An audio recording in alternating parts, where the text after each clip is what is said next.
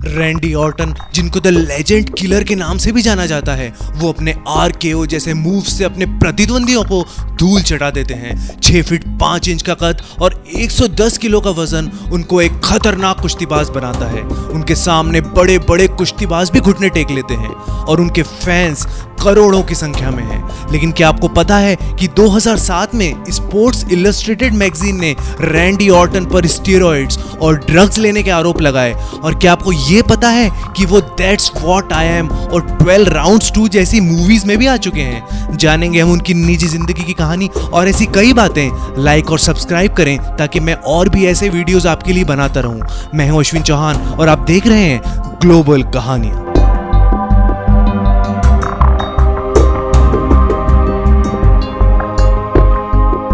Randy Orton का पूरा नाम रैंडल कीथ ऑर्टन है और उनका जन्म 1 अप्रैल 1980 को नॉक्सविल, टेनेसी में हुआ। उनके पिता का नाम बॉब ऑर्टन जूनियर है और वो खुद भी एक पेशेवर कुश्तीबाज थे।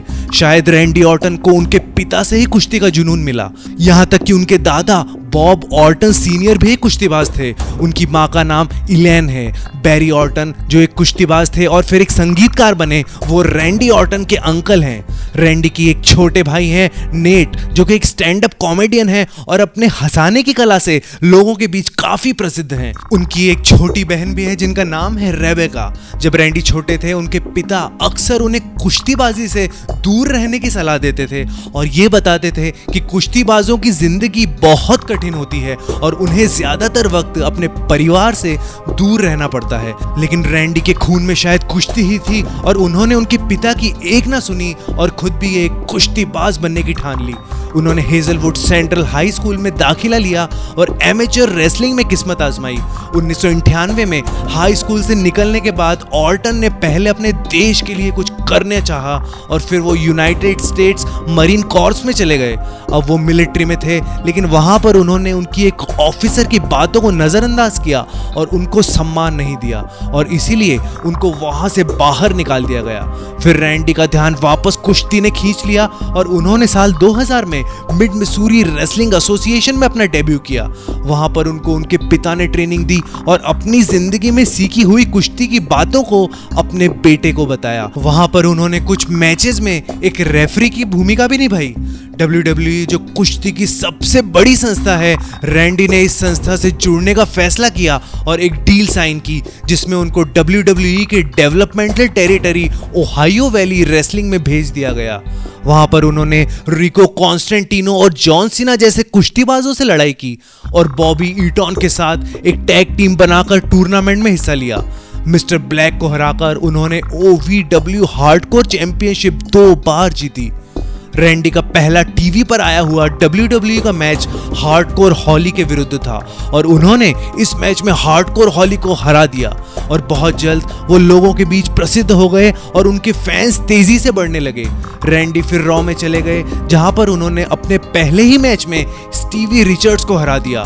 उन्होंने फिर अपने आप को द लेजेंड किलर का नाम दिया और Shawn Michaels, Rob Van Dam को भी हरा दिया। अब वो वर्ल्ड हैवीवेट चैंपियनशिप के नंबर 1 कंटेंडर बन गए और उन्होंने क्रिस बेनॉइट को हराकर ये चैंपियनशिप जीत ली, वो भी सिर्फ 24 साल की उम्र में।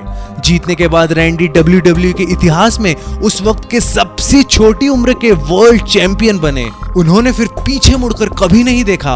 वो ट्रिपल एच से हार गए, लेकिन उन्होंने फिर बदला लेते हुए ट्रिपल एच को एक 4-on-4 सर्वाइवल सीरीज के मैच में चित कर दिया। उन्होंने अपने RKO मूव से कई धुरंधरों को चित किया है। Shawn Michaels, Booker T, Ric Flair, Chris Jericho, Jeff Hardy जैसे धुरंधर भी रैंडी से बच नहीं पाए और उनसे हार गए। अगर हम उनकी निजी जिंदगी के बारे में बात करें तो उनकी शादी सैमेंथा स्पैनो से हुई है और उनकी बेटी है, उसका नाम है एलेना मैरी ऑर्टन। रैंडी और सैमेंथा की शादी इतनी चल नहीं पाई और 2013 में उनका डाइवोर्स हो गया। रैंडी ने फिर किम्बरली कैसलर से शादी कर ली और फिर उनकी एक बेटी हुई जिनका नाम है ब्रुकलिन रोज ऑर्टन। रैंडी के हाथ पर एक टैटू भी है जो यूनाइटेड स्टेट्स मरीन कॉर्प्स का है। 2007 में स्पोर्ट्स इलस्ट्रेटेड मैगजीन ने कई खिलाड़ियों पर स्टेरॉइड्स और अन्य ड्रग्स लेने के आरोप लगाए। इसमें एक नाम था रैंडी ऑर्टन। अगर हम उनकी फिल्मों और टीवी कार्यक्रमों के बारे में बात करें तो उन्होंने Countdown, the condemned two, that's what I am जैसी फिल्मों में अभिनय किया है और वो डील और नो डील, शूटर जैसे टीवी कार्यक्रमों में भी आए हैं। आपको क्या लगता है रैंडी ऑर्टन को कौन टक्कर दे सकता है? और अब अगला वीडियो किस पर देखना चाहेंगे? ये दोनों चीजें मुझे कमेंट सेक्शन में बताएं। तो ये थी रैंडी ऑर्टन की कहानी। उम्मीद है आप सबको पसंद आई होगी। वीडियो लाइक करें, दोस्तों के साथ शेयर करें, चैनल सब्सक्राइब करें। देखते रहिए ग्लोबल कहानियां।